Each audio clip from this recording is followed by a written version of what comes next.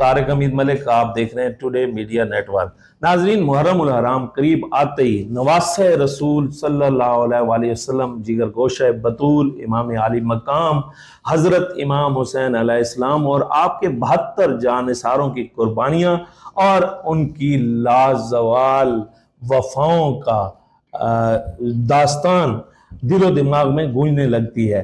Karbala की फजाएं, Karbala की हवाएं आज भी इन अनमोल जज्बों की अमीन है। वाक़या करबला को शनाख्त हजरत इमाम हुसैन अलैहिस्सलाम ने दी। दुनिया भर में, मुल्क भर में और जिला बखर में मुहर्रम उल हराम की मजालिस, जुलूस, जलसे और आज़ादारी का सिलसिला यकम मुहर्रम उल हराम से शुरू होता है। मुहर्रम उल हराम में सिक्योरिटी के कैसे इंतजामात हैं, ज़िली इंतजामिया ने क्या इंतजामात किए हैं और क्या क्या मसाइल से आज़ादारों और शरकाए जलूस और शरकाए मजालिस को गुजरना पड़ता है, इसी हवाले से गुफ्तगू करेंगे। आज हमारे साथ मौजूद हैं सैयद सिकंदर रजा नकवी साहब। आप मेंबर ज़िला अमन कमेटी हैं और मेंबर इत्तेहाद बैनुल मुस्लिमीन कमेटी पंजाब हैं। आपके वालिद मोहतरम का एक सुनहरी दौर था कि उन्होंने एक तारीख रकम की ज़िला बखर में अमन के हवाले से, और बैन मज़हब कमेटी जो थी उसमें उनका भरपूर किरदार था। नकवी साहब, बहुत शुक्रिया टाइम देने के लिए। मुहर्रम की आमद है और सबसे पहले मेरी आपसे गुजारिश है कि आप, क्योंकि कोर अमन कमेटी के सीनियर मेंबर हैं और डीपीओ बकर जनाब अब्दुल्ला लक साहब से आपकी बहुत सारी मीटिंग्स भी हो चुकी हैं, ज़िला भर में मजालिस भी हैं, जुलूस भी हैं, तो सिक्योरिटी के किस तरह के इंतजामात किए जा रहे हैं और आप क्या कहेंगे इन इंतजामात के हवाले से? बिस्मिल्लाहिर्रहमानिर्रहीम। सबसे पहले मैं बखर टुडे का मशकूर हूँ कि जिसने मुझे एक ऐसे मौजू पर और ऐसे मौके पर, कि जब हर शख्स ये सोच रहा होता है कि साल नौ किस अंदाज से शुरू होगा और उसमें आने वाला मुहर्रम किस तरह अपने अख्ताम को पहुँचेगा, तो काबिल एहतराम भाई, ऐसी है बात कि इंतज़ामिया जहाँ तक इस वक्त हम महसूस कर रहे हैं कि इंतज़ामिया मुकम्मल तौर पर जागती हुई नज़र आ रही है।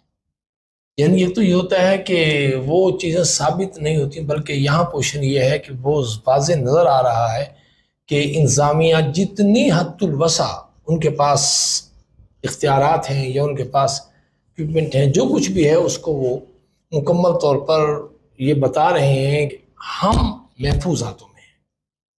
इसलिए कि डीपीओ साहब, डीसी साहब, कोर अमन कमेटी ने मिलकर बहुत सी मीटिंग्स जो हैं उनको मुकम्मल कर लिया है, थाने की उससे लेकर और हाई कमान तक, और उसके अंदर एक दूसरे के मौक़िफ़ को खूब समझा गया। और हमने भी वादा किया है कोर अमन कमेटी ने कि इंशाअल्लाह ताला हम अपने साबका रिवायात को बरकरार रखते हुए 10 मुहर्रम की शाम पूरा ज़िला बखर पुरअमन तौर पर इंतज़ाम के हवाले करेंगे। इस सिलसिले में एक और गुजारिश जो सबसे अहम है, या आगाह करना लोगों को, कि लोग ये समझते हैं कि शायद इंतज़ामिया ना जाने किस अंदाज से पेश आएगी, क्या होगा, क्या हालात होंगे, क्या होगा। तो उसके लिए सिर्फ एक ही बात की जा सकती है कि इस वक्त तक जो हालात हैं, देखिए, क्योंकि इन हालात का ताल्लुक ज़मान व मकान के साथ है, ये किसी वक्त भी तब्दील हो सकते हैं, बदल सकते हैं। यकम मुहर्रम और अंदाज से हो और 5 मुहर्रम और अंदाज से हो, ऐसा हो सकता है। मगर एक फैसला किया गया है कि हालात जैसे भी क्यों ना हो, हम अपने गुलशन को आबाद रखेंगे, इसके फूल वैसे ही खिलेंगे, हर शख्स वैसे ही सलामती और उसके साथ इस मुहर्रम गुजार लेगा। नकवी साहब, पहली दफ़ा देखने में आया है डीपीओ अब्दुल्ला लक साहब की जानिब से 300 वॉलंटियर को ट्रेनिंग दी जा रही है पुलिस की तरफ से, जो आपके लोकल लोग हैं इंतजामात के हवाले से, सिक्योरिटी, तो इसको कैसा देख रहे हैं? मैं इसको सबसे बेहतर समझता हूँ, क्योंकि वो लोग जो इन्हें वॉलंटरी तौर पर तरबियत दी जा रही है वो हम में से हैं, वो तरखतवार नहीं है, वो हम में से हैं। वो पहचानते हैं कि तारिक साहब कौन हैं, अब्बास साहब कौन है, सिकंदर नकवी कौन है, वो जानते हैं। यानी कि उनको ज़रूरत किसी इक्विपमेंट की बिना उनके पास निगाहें, जो दिमाग है वो ये बताएगा कि आने वाला शख्स हम में से है या गैरों में से है। तो इंतज़ामी के लिए भी आसानियाँ पैदा होंगी और हमारे लिए भी इंतहाई तौर पर आसानियाँ पैदा होंगी सिक्योरिटी के मसाइल को हल करने के लिए।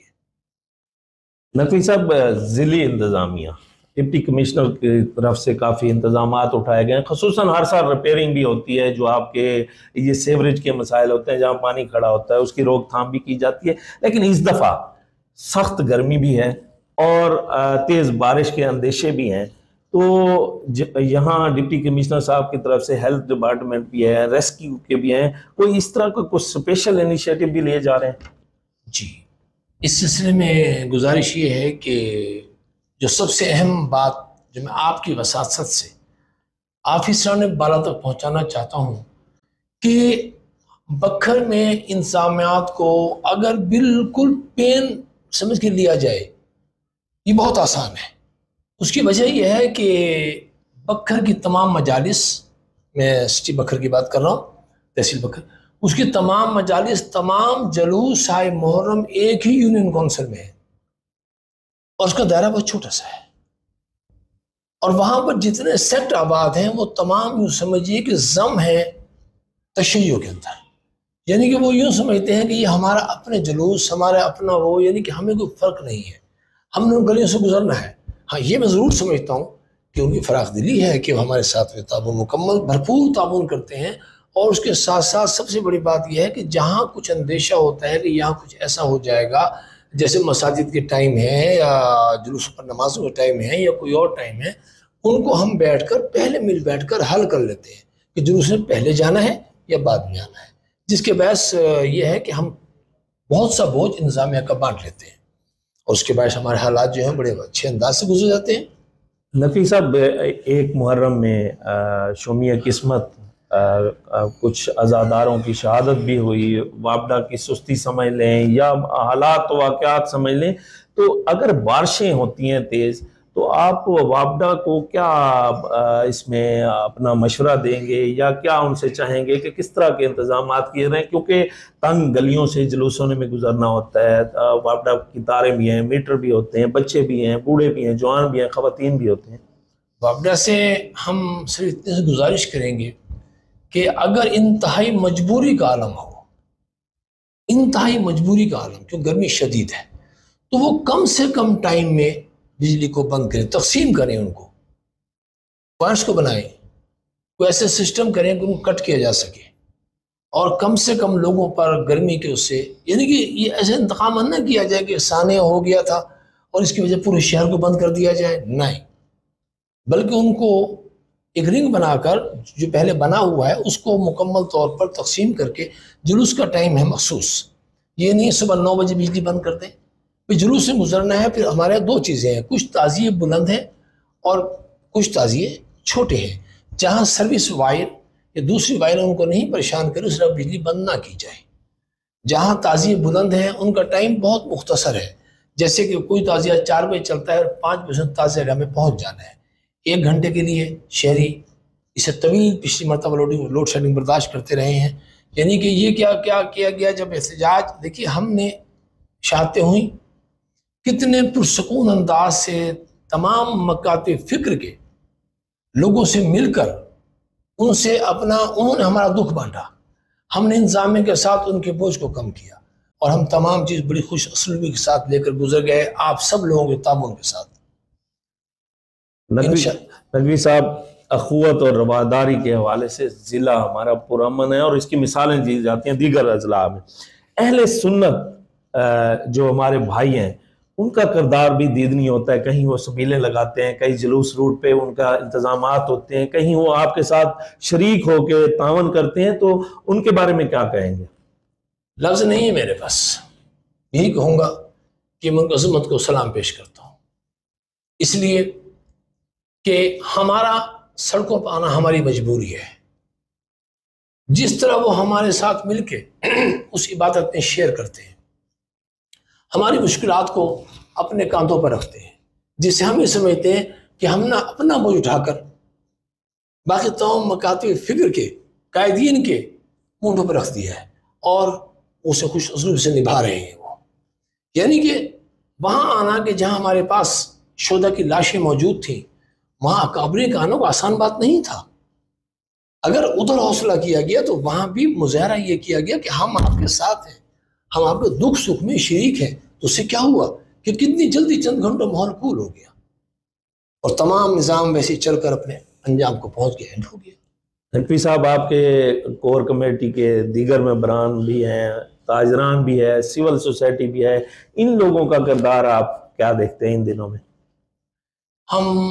मैं तो ये समझता हूँ कि जितने कोर के मेंबरान हैं वो सबसे पहले अपने आप को भक्कर के बेटा समझते हैं और उसके बाद सुन्नी या शिया है।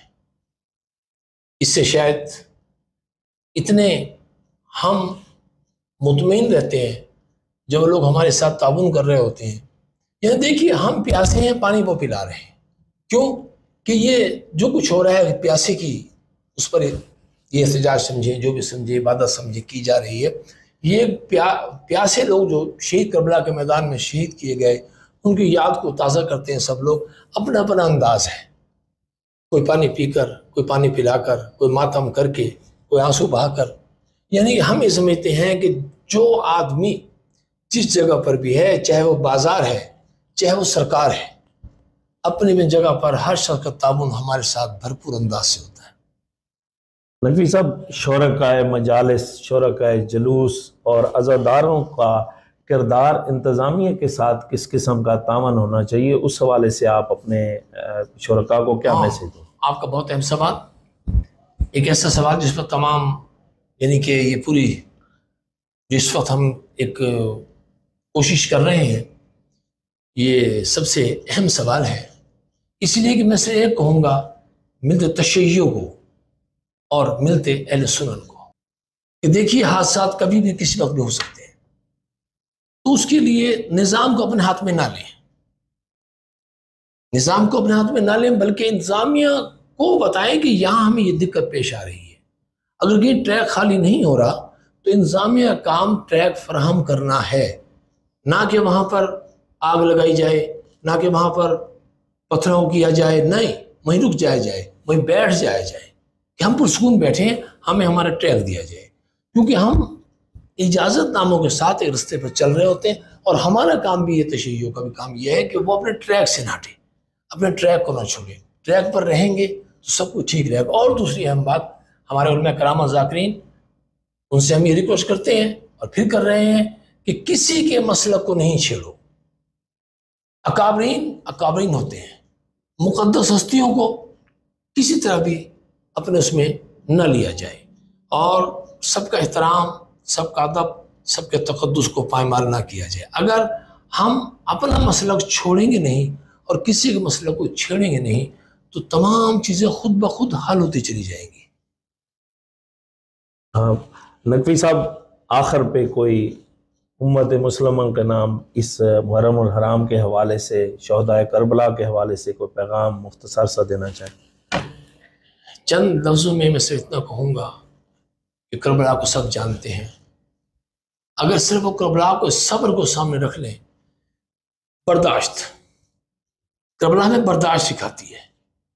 अगर हम करबला के मानने वाले हैं तो हमें ये चाहिए, हमसे मतलब सब है, मैं तशय्यो नहीं बात कर रहा, सब है मुसलमान, मैं तमाम मुस्लिमीन से बात कर रहा हूँ कि अगर करबला के मकसद को सामने रख लिया जाए तो मेरे ख्याल के मुताबिक बर्दाश्त का माता खुद ब खुद पैदा हो जाएगा और तमाम मसाइल हल हो जाएंगे। बहुत शुक्रिया। एक और सवाल जो मैं खुद कहना चाहूँगा, मुझे मालूम है कि आपका मखसूस टाइम होता है, मगर मैं एक बात कहना चाहूँगा ख़ास तौर पर आपकी वसासत से, क्योंकि आपके कैनवस वसी है, आपकी आवाज़ वसी है। वो ये है कि सोशल मीडिया जो कि सब भक्कर में थोड़ा सा आउट ऑफ वे जा रहा है, मैं तमाम मतकाफिर से अपील करूँगा कि सोशल मीडिया का इस्तेमाल मजहबी अंदाज में ना किया जाए। और बहुत सी चीज़ें हैं और उसमें वक्त गुजारने के लिए किसी की मुक़द्दस हस्ती को बिल्कुल मुकम्मल तौर बुरा ना कहा जाए। और इंतज़ामिया से वाज़ेह कहूँगा कि कोई शख्स ऐसा करता है तो उसे कैफ़े किरदार तक पहुँचाया जाए। अस्सलाम। बहुत शुक्रिया। ये थे सैयद सिकंदर रज़ा नकवी साहब। आपने इनकी खूबसूरत गुफ्तगू सुनी। इन्होंने DPO बखर अब्दुल्ला लक साहब और डिप्टी कमिश्नर अली अकबर भिंडर साहब की जो काविशें हैं उन्हीं से रहा, और यहाँ इन्होंने तमाम मसाले को एक दूसरे का एहतराम करने की भी अपील की है, और साथ साथ शुरकाए मजालिस और शुरकाए जलूस से भी अपील की है कि वो इंतज़ामिया के साथ भरपूर तावन करें।